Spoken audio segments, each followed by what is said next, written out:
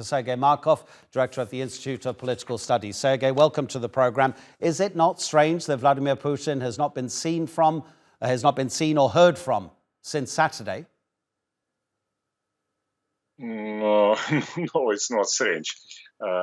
This is normal. He has a lot of things to do now because Vladimir Putin is fixing result of this Prigozhin revolt, and it's also he should pay attention to the behavior of Ukrainian army, who can try to use this Prigozhin case as opportunity for increase its activity.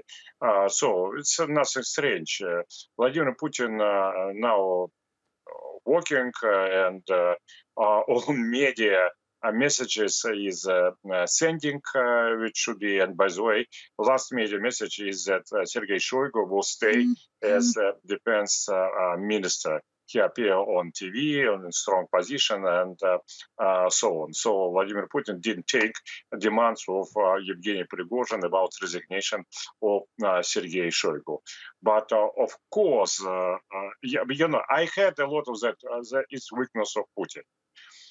I don't think so. It's weakness of Russia, Russian system. It's true that it's clear that in strong, stable system, it's impossible to have military mutiny.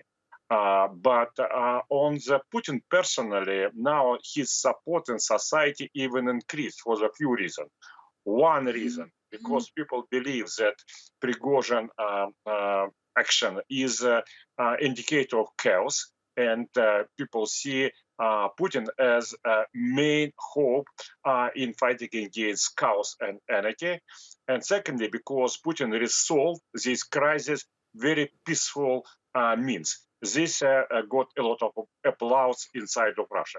So Putin popularity did not decrease, but on contrary, paradoxically increased. But of course, everybody understands that our country partly going to the wrong direction, and some of the politics should be changed, including possibilities that Russian policy on Ukrainian case could be changed. Now Russia has too much challenges. In fact, Russia have two wars now. One war in Ukraine against part of the Russian people, because 75% of the Ukrainians are Russians.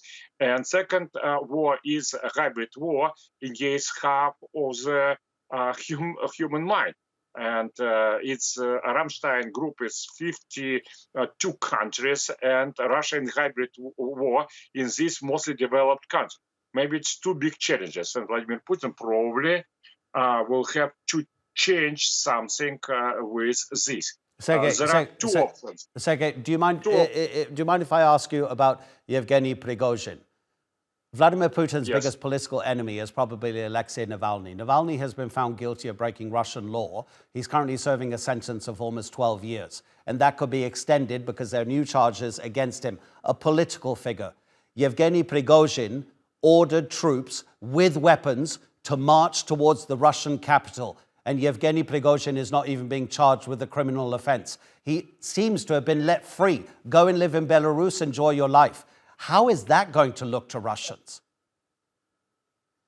Normally, first of all, Alexei Navalny regarded as a politician only by enemies of Russia.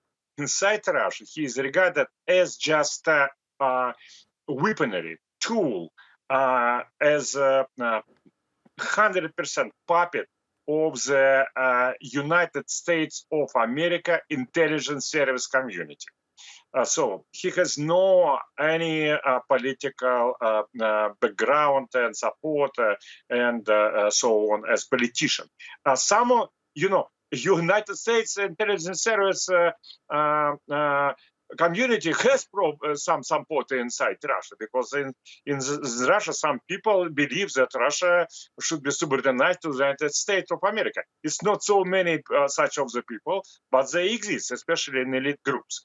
But Alexei Navalny does not exist as politician. Yeah, but Sergey, this is really a question about Prigozhin, not Navalny. I was just using Navalny as an example. Yeah. But it's a good comparison. But on contrary, Yevgeny Prigozhin, he Vladimir Putin's decision not to pursue criminal charges against his former protege, his friend, once a very good friend, Yevgeny Prigozhin, that just appears very unlike Putin.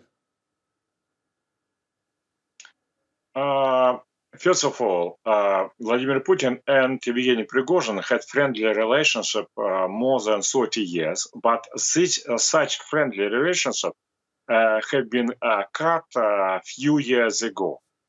And now they don't have friendly relations for the last few years. It's first.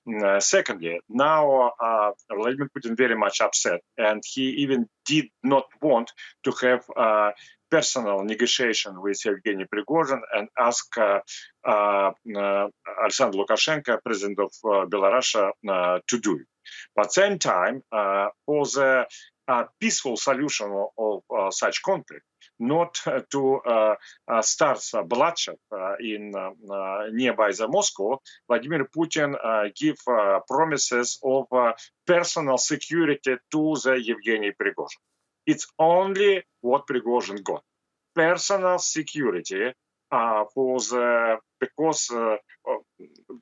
Vladimir Putin don't want to crash, to kill Wagner soldiers. Wagner soldiers now are already on the front, and Prigozhin, we don't know what he will do. Probably he will create second Wagner, I would suggest, because now he has great advertising, and probably Yevgeny Prigozhin, together with Alexander Lukashenko, can get dozens of contracts with different governments in Africa and Asia, because everybody understands that Wagner is the best private army in the world right now. So this is a peaceful solution. This has been very much supported.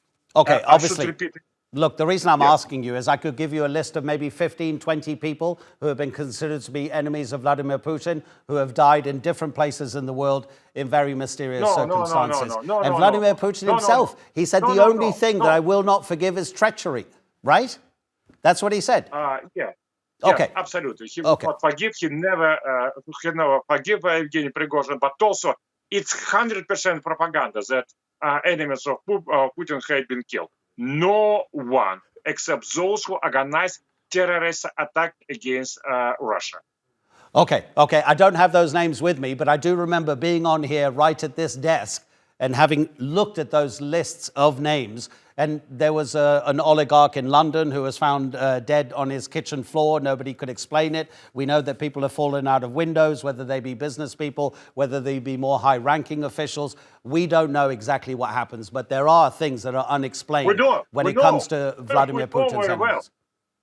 Say again? We know that Boris Berezovsky, oligarch, he sends a letter to Vladimir Putin that he want to come back in Russia. And after this letter to Putin, Boris Berezovsky had been killed by British intelligence authorities. It's absolutely clear for everybody. Yeah, I should remember. Enemies of Putin oligarchs sent a letter to Putin that he want peace and he want to come back to Russia, and immediately he dead in British. Who could kill him? Only British authorities. Okay, absolutely accept your point of view, Sergey. Thank you so much indeed. Always appreciate your contribution. Sergey Markov in Moscow.